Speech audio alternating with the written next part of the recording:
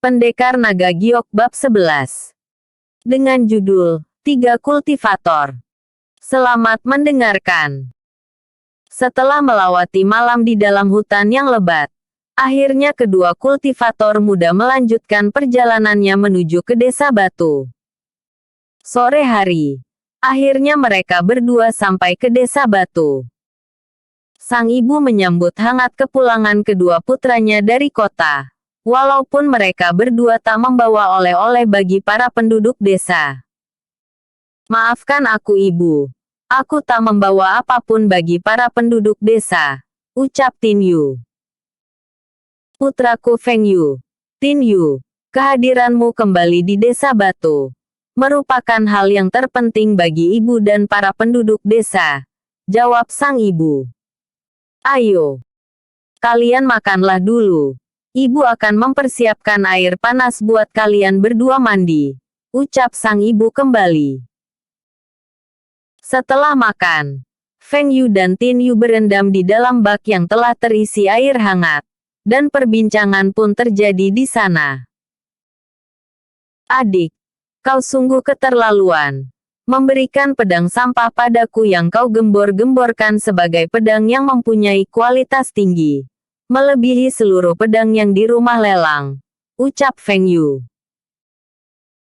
"Kakak, coba kau lihat belati yang ada di tanganku ini. Bukannya belati ini begitu sangat kau hina sebelumnya? Apa kau tak merasa jika belati ini merupakan sebuah artefak langit?" ucap Tin Yu yang memperlihatkan belati merah darah miliknya kepada Feng Yu. Feng Yu seakan tersihir oleh keanggunan belati di tangan Tin Yu. Setelah tersadar dari rasa kagum atas belati artefak langit yang berada di tangan Tin Yu, akhirnya dia mencerna keadaan yang ada dan berpikir sejenak tentang pedang yang diberikan Tin Yu sebelumnya. "Jangan-jangan pedang yang kau berikan padaku merupakan pedang artefak langit, sama halnya dengan belati yang ada di tanganmu itu," ucap Tin Yu tersadar. Tin Yu hanya tersenyum melihat kepanikan Feng Yu. "Sudahlah Kak, jangan kau pikirkan lagi pedang itu. Kau telah mencampakkannya berarti kau tak suka pemberian dariku waktu itu. Dan sekarang aku telah berubah pikiran. Lebih baik aku yang menggunakan pedang itu," ucap Tin Yu. Mendengar perkataan dari Tin Yu, dengan cepat Feng Yu melompat dari dalam bak air hangatnya, dan memohon pada sang adik agar memberikan pedang artefak langit yang ada padanya. "Adik, di dalam kotak penyimpananku ini terdapat koin emas sebanyak 8.000 koin emas. Dan aku ingin koin emasku itu ditukar dengan pedang artefak langit yang ada padamu," ucap Feng Yu. "Baik jika itu maumu.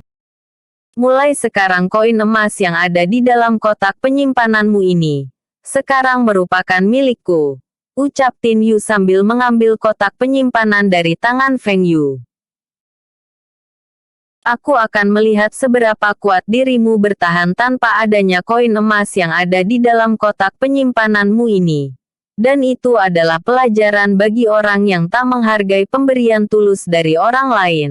Tapi tenanglah Kak Feng Yu, aku tak akan mengambil hakmu atas seluruh koin emas yang kau punya.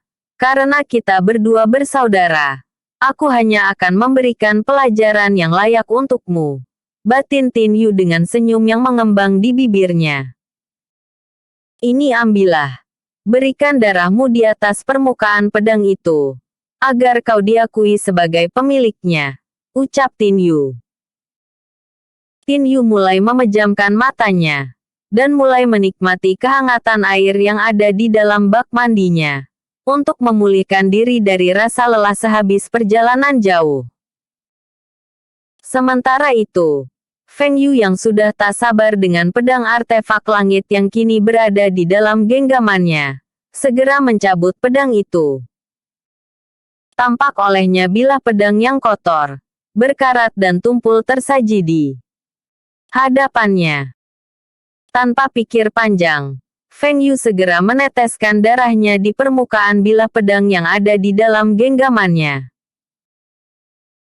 Cahaya biru laut seketika terpancar dari dalam bilah pedang, yang membuat kotoran yang melekat pada bilah pedang yang ada di dalam genggaman tangan Feng Yu, seketika itu pun menghilang. Berganti dengan rupa dan wujud pedang yang mengkilat serta sangat menawan, sehingga membuat Feng Yu sangat senang. Aku akan menamai pedang ini Samudra Biru, batin Feng Yu. 3 hari telah berlalu. Tin Yu sibuk melakukan latihan menggunakan teknik belati yang diajarkan oleh gurunya Naga Giok. Dan pada akhirnya Tin Yu yang seorang jenius dapat mempelajari teknik belati terbang dengan sangat sempurna. Di kota rumpun bambu, berita kematian dari Tuan Muda Li yang tewas di dalam hutan membuat wali kota sangat murka. Dia pun menyuruh para kultivator kuat yang ada di kotanya untuk mencari sang pembunuh putranya hidup atau mati. Dari semua jejak penelusuran yang ada, tersangka pembunuhan putra sang wali kota pun terungkap. Dia merupakan 2 orang pemuda dari Desa Batu yang merupakan klan cabang klan Zi adalah pelakunya. Maka 3 orang kultivator di ranah langit bintang 2 datang ke Desa Batu. Cepat katakan di mana kedua pemuda yang bernama Tin Yu dan Feng Yu berada. Karena mereka berdua telah membunuh putra wali kota rumpun bambu. Jika kalian semua tak memberitahukan keberadaannya, maka jangan salahkan kami jika desa ini akan kami bumi hanguskan. Ucap salah seorang kultivator yang datang ke Desa Batu.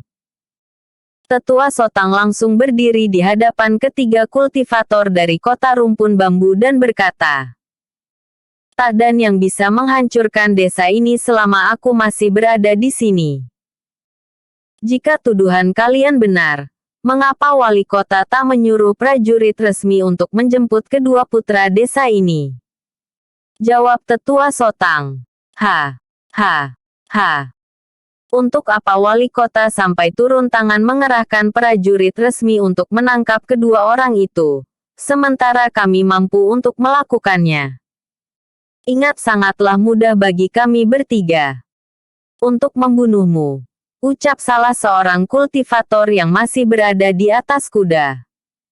Mereka bertiga segera turun dari atas kuda dan berkata, "Karena kalian yang memintanya maka kami terpaksa membumi hanguskan desa ini."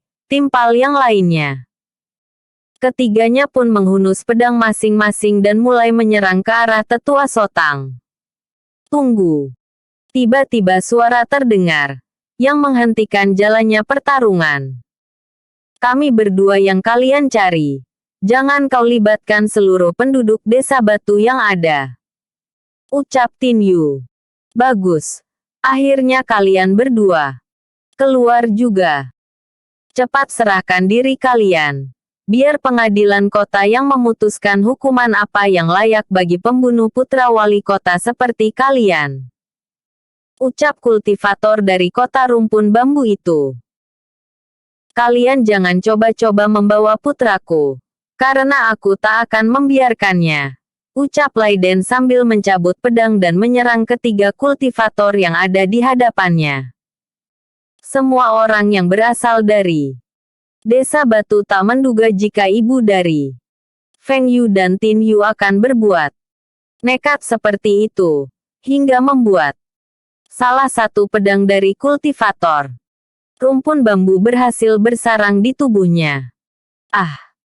Lenguhan panjang keluar dari mulut Leiden. Kemudian dia pun jatuh ke tanah dan tewas seketika. Ibu! Ibu! Amarah Feng Yu dan Tin Yu seketika pecah. Dengan menggunakan pedang artefak langit dipadukan dengan teknik cahaya embun, Feng Yu menyerang ketiga kultivator itu hingga pertarungan kembali terjadi. Bersambung ke bab 12.